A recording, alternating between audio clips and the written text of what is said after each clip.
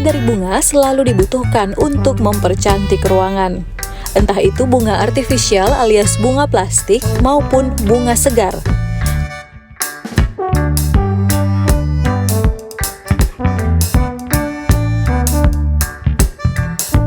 Nah, bagi Anda yang ingin mendekorasi rumah dengan bunga segar, tentu harus memahami beberapa hal agar bunga yang sudah ditata tidak mudah layu, kemudian dibuang begitu saja.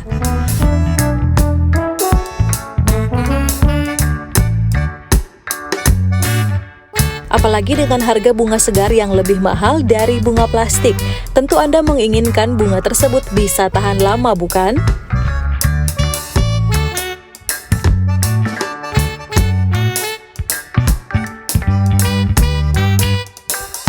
Biasanya tips yang dipakai oleh penjual-penjual bunga di sini, dorang taruh pemutih di air rendaman. Tidak bikin mati. Ya. Bunganya tidak mati.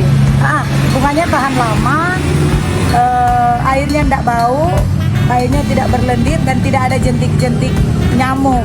Jadi itu DP trik supaya selain bunga awet, airnya juga bersih, mencegah nyamuk. Gitu. Dia bisa awet berapa lama? Kalau kerisan 10 hari belum apa-apa, Bu. Oh, 10 hari masih bagus ya? Ini dari 22 Desember sampai tanggal begini masih seperti ini, Bu. Oh, yang kerisan, khusus kerisan. Ya itu pakai pemutih ya berarti? Biar nggak pakai pemutih juga, dia memang jenis bunganya awet, memang jenis bunganya tahan. Ganti air tiap berapa hari? 2?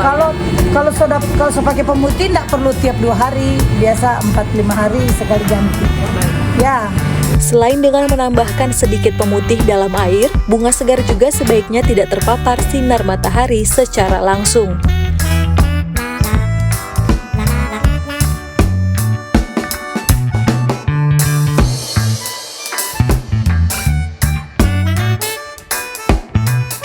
Selain itu, Anda juga dapat menggunakan metode potong batang daun secara miring untuk memperluas serapan air.